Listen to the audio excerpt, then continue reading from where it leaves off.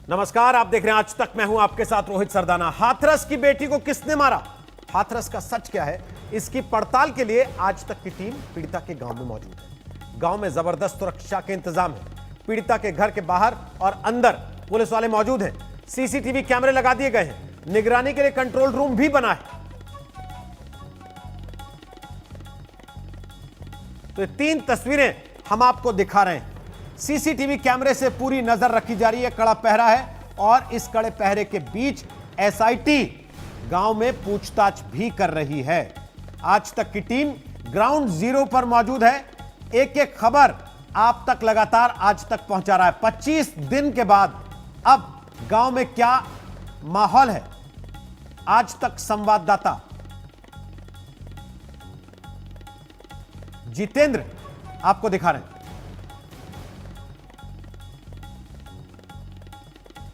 तरीके से आज तक के कैमरे में चश्मदीद ने बताया है कि जो लवकुश है वो पानी लेकर के आया था। मैं आपको यहाँ की ग्राउंड सिचुएशन दिखाना चाहता हूँ कि ये जो घर है ये यहाँ से महज 10 कदम की दूरी पर ये लवकुश का घर है। ये यहाँ घर है उनका और यहीं से जो छत है वो जुड़ी हुई है। जो पीड़ित परिवार है उनका छत है। ये 10 कदम की दूरी पर ये पीड़ित परिवार का घर है और यही दोनों लोग आस पड़ोस में रहते हैं। जब खेत में ये देखा गया कि 14 तारीख को पीड़िता का जो है वहां पर पानी मांगा जा रहा था, तो लवकुश की मां ने अपने बेटे को बोला कि वहां पर पानी लेकर के वो पहुंचे और ये जानकारी मिल रही है कि सड़क के पास से पानी लेकर के आया गया। तो इस तरीके की बात कही जा रही है। इन तमाम चीजों की जो तफ्तीश एसआईटी कर रही है वो भी पूछताछ करने के लिए बहुत सारे जो पड़ोसी हैं, जो आस पड़ोस में रहते हैं, जो गांव में रहते हैं, उन लोगों को पूछताछ के लिए बुलाया है। कई लोगों को नोटिस सर्व किया गया है और उन लोगों से पूछताछ के लिए ये जानकारी ली जाएगी कि आखिर इन दोनों परिवारों के बीच में संबंध कैसे थे। केवल 10 कदमों का जो फासला है इन दोनों परिवारों के बीच में, उस फासले में इतनी जिस तरीके से हैवानियत हुई, उन तमाम चीजों को लेकर के पीड़ित परिवार न्याय की मांग कर रहा है और यही जांच एसआईटी की तरफ से की जा रही है। जानकारी यह भी है कि अंत्येष्टि जिस दिन हुई थी उस दिन किस तरीके से पुलिस ने लापरवाही और जो लोकल एडमिनिस्ट्रेशन है उन्होंने कैसे लापरवाही की, एक वीडियो बना था और उस वीडियो में बहुत सारे चेहरे दिख रहे हैं। उन लोगों को भी एसआईटी ने पूछताछ के लिए बुलाया है। तो उन लोगों के जो घर हैं वो इधर पड़ते हैं और इसी की थोड़ी दूरी पर जहां पर अंत्येष्टि की गई थी वहां पीड़िता का शव जलाया गया था, वहां भी लोगों को पूछताछ के लिए बुलाया गया। तो ऐसी जानकारी मिल रही है और ये तमाम तफ्तीश एसआईटी इसलिए करना चाहती है कि वो अब विस्तृत जानकारी हासिल करके 16 तारीख को अपनी रिपोर्ट देगी और उसके बाद ही तमाम चीजें निकल करके बाहर आएंगी। तो गांव के 40 लोगों को नोटिस भेज दिया है एसआईटी की टीम ने। डीआईजी शलभ माथुर हाथरस पहुंच चुके हैं और हमारे सहयोगी जितेंद्र बहादुर इस वक्त मौजूद हैं पीड़िता के घर के बाहर। सीधे आपको हाथरस लिए चलते हैं। यह मामला कहां जाता दिख रहा है जितेंद्र आपको? हमारे 2 सहयोगी संवाददाता और इस समय आपको बता दें आ गए हैं लाइव। आशुतोष हमारे साथ आ गए हैं और शिवेंद्र श्रीवास्तव भी हमारे साथ लाइव आ गए, उनके पास चलेंगे। उसके पहले जितेंद्र बताइए अभी क्या चल रहा है?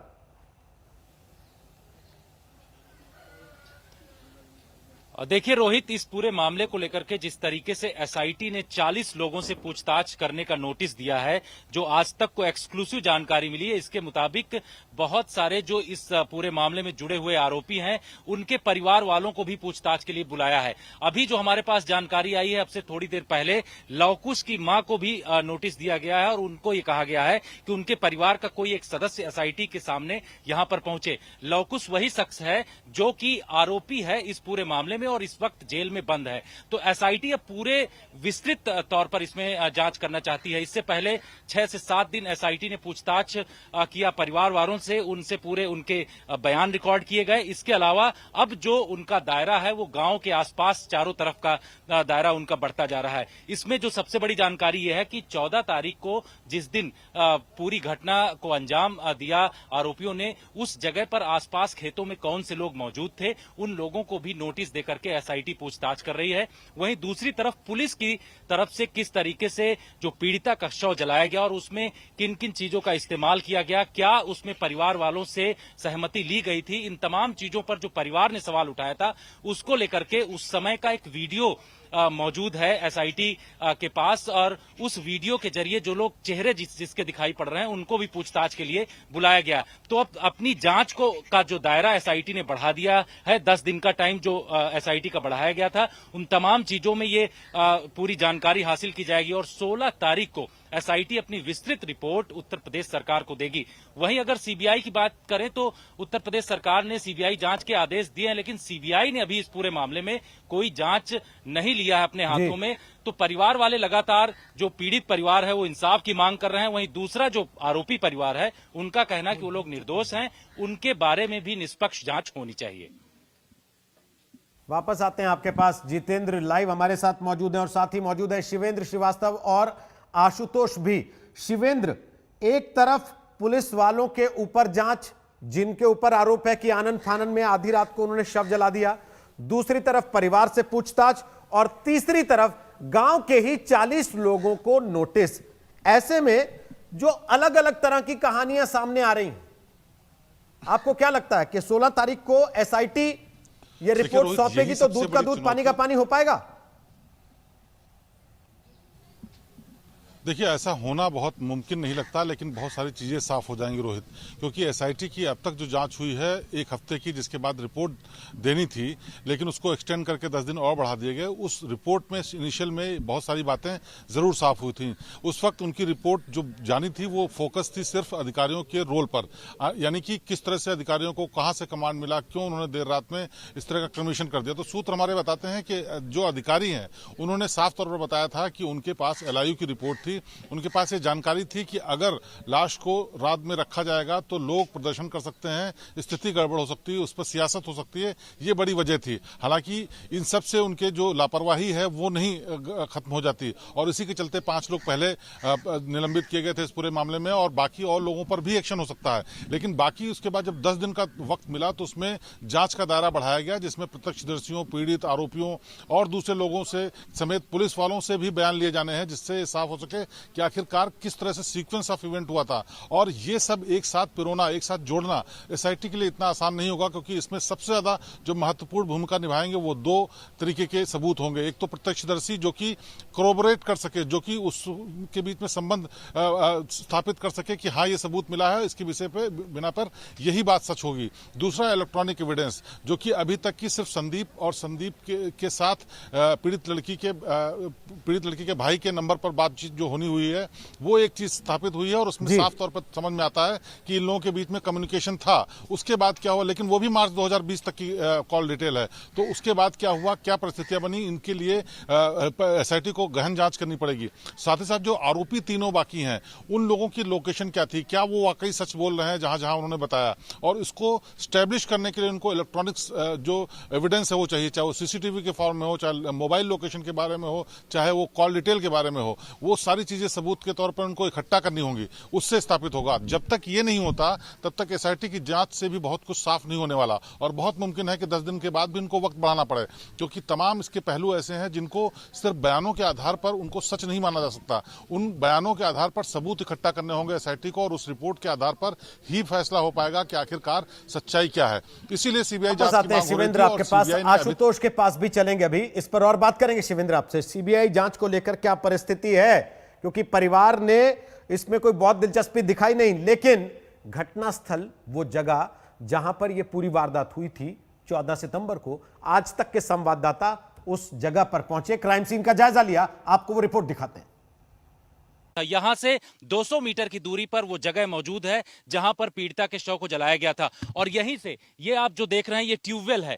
ट्यूबवेल पर कुछ लोग मौजूद थे उस दिन, इनसे भी पूछताछ के लिए एसआईटी ने यहां से बुलाया है, और ये गांव का वो हिस्सा है जो किनारे का हिस्सा पड़ता है। यहां पर भी लोगों से जो यहां घरों में मौजूद थे उनको भी पूछताछ के लिए बुलाया गया है। तो इस तरीके की जानकारी मिल रही कि पुलिस ने आखिर किस तरीके से इस पूरे मामले में लैप्स किए हैं, उनकी छानबीन के लिए एसआईटी इनसे पूछताछ के लिए बुला रही है। वहीं दूसरी तरफ यह भी जानकारी मिली है कि जिस दिन घटना को आरोपियों ने अंजाम दिया, जो लोग 14 तारीख को वहां पर मौजूद थे, चाहे उसमें आरोपी के परिवार के कुछ लोग हैं, उन लोगों को भी पूछताछ के लिए बुलाया गया। इसके अलावा जानकारी यह मिली है कि जो घटना स्थल पर कुछ लोग ऐसे मौजूद थे जो गांव के लोग हैं, जिन्होंने प्रत्यक्षदर्शी हैं, उन लोगों को भी पूछताछ के लिए एसआईटी ने बुलाया। तो एसआईटी अब उस जगह पर उन तमाम लोगों से पूछताछ कर रही है, जिससे उनको साफ तौर पर यह पता चल सके कि आखिर घटना के समय और जिस दिन पीड़िता के शव को जलाया गया था उस दिन क्या क्या हुआ था।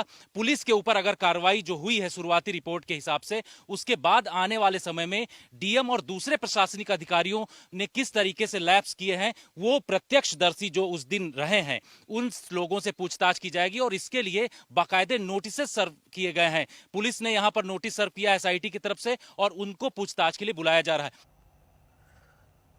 तो आपने देखा वो घटना स्थल जहां पर यह पूरी वारदात हुई थी। अब आपको एक रिपोर्ट और दिखाते हैं। एसआईटी की टीम ऑपरेशन 40 चलाकर गांव वालों से पूछताछ कर रही है। आशुतोष की रिपोर्ट दिखाते हैं, उसके बाद आशुतोष हमारे साथ लाइव होंगे। गांव से जैसे ही बाहर, यही वो जगह है जहां पर लाठीचार्ज भी हुआ था, जब कई सारे पॉलिटिकल पार्टी के कार्यकर्ता, उनके नेता आने लगे थे, नारेबाजी हो रही थी। ये इलाका तो पूरा बिल्कुल किसी किले की तरह। ये पहला बैरिकेड आप देख लीजिए, यहाँ पुलिस के जवान तैनात हैं। वहां दूर अगर आपको कोने पे आपको ले चलने की कोशिश करता हूं, देखिए वहां भी पुलिस वाले तैनात होंगे, फायर ब्रिगेड से लेकर के। और ये पूरा जो स्ट्रेच है 5 से 700 मीटर का, यहाँ आपको बड़ी तैनाती देखेगी। यानी 360 डिग्री में इस पूरे गांव को, बुलगड़ी गांव जो है वो किसी किले से कम नहीं है। और ये इसलिए बनाया गया है ताकि पीड़ित परिवार को असुरक्षा की भावना ना आए। लेकिन सबसे बड़ी जो लड़ाई है वो इंसाफ को लेकर के है कि जल्दी से जांच पूरी हो, आरोपियों को सख्त सजा मिले। यहां आरोपी भी कह रहे हैं हमें भी इंसाफ दे दीजिए।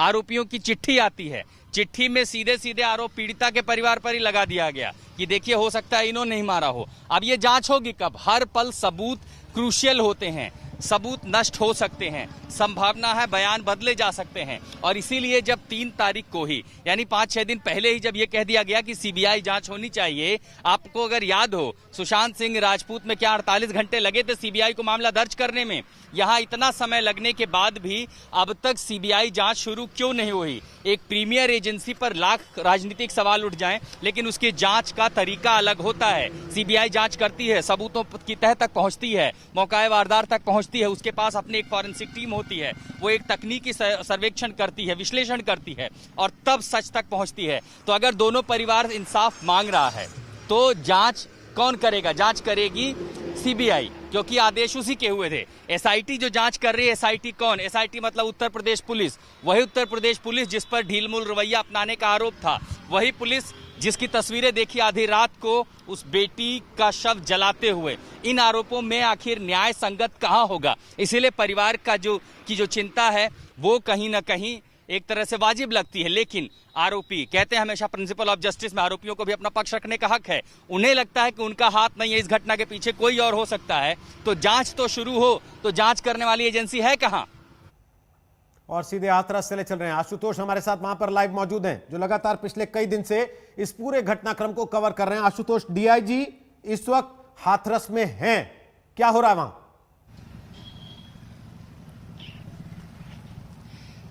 यहाँ पर देखिए जो पूरा घटनाक्रम रोहित आप सब जानते हैं, लेकिन इसमें क्या है कि सरकार की किरकिरी के बाद बड़े बड़े अधिकारियों को लगा दिया गया, जिसमें आपने देखा शलभमणि माथुर जो हैं और दूसरे 2 बड़े आईपीएस को लखनऊ से सीधे ड्यूटी लगा करके हाथरस भेजा है। उनका काम न सिर्फ आपको कानून व्यवस्था देखनी है, ये भी सुनिश्चित करना है परिवार की सुरक्षा बनी रहे। साथ ही सरकार की जो दूसरी चिंताएं हैं कि कहीं पर इस पर और विवाद ना खड़ा हो, दूसरी राजनीति ना हो, सियासत ना हो। ये वो थाना चंदमा थाना, हम यहाँ सुबह से लेकर शाम तक इतनी गतिविधियां देखते हैं जहां मामला दर्ज हुआ था। सुबह से शाम लेकर के बड़ी बड़ी नीली बत्ती की गाड़ियां, हर कोई ये सुनिश्चित करने में लगा है कि इतने विवाद हो चुके हैं, आगे उसको और मौका न मिले। लेकिन इंसाफ की चूंकि लड़ाई है, जांच पड़ताल एसआईटी अपनी ओर से कर रही है, परिवार को सुरक्षा मुस्तैद कर दी गई है। अगले 2-3 दिनों में पहली सुनवाई है, परिवार कैसे उस सुनवाई का हिस्सा बनेगा उसकी व्यवस्था की जानी है। साथ ही साथ सीबीआई को नोटिफिकेशन दिया गया। अब जब सवाल उठ रहे हैं तो ये देखना होगा कि सरकार के आगे किसी तरह की गुहार लगाती है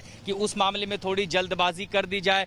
फिलहाल जो हमने हालात 1 हफ्ते पहले देखे थे उसके मुकाबले अब हालात कम से कम जमीन पे अगर व्यवस्थाओं की बात करें करें तो कहीं जी। ज्यादा बेहतर है। एजेंसियों के बीच चलिए में वापस आते हैं तालमेल आशुतोष बेहतर आपके है, पास। परिवार को शिवेंद्र सुरक्षा हमारे साथ सुनिश्चित कर दी गई हैं, है। जितेंद्र हमारे साथ हैं, और गांव में इस वक्त क्या हलचल है ब्रेक के बाद बताएंगे। आप देखते रहिए आज तक।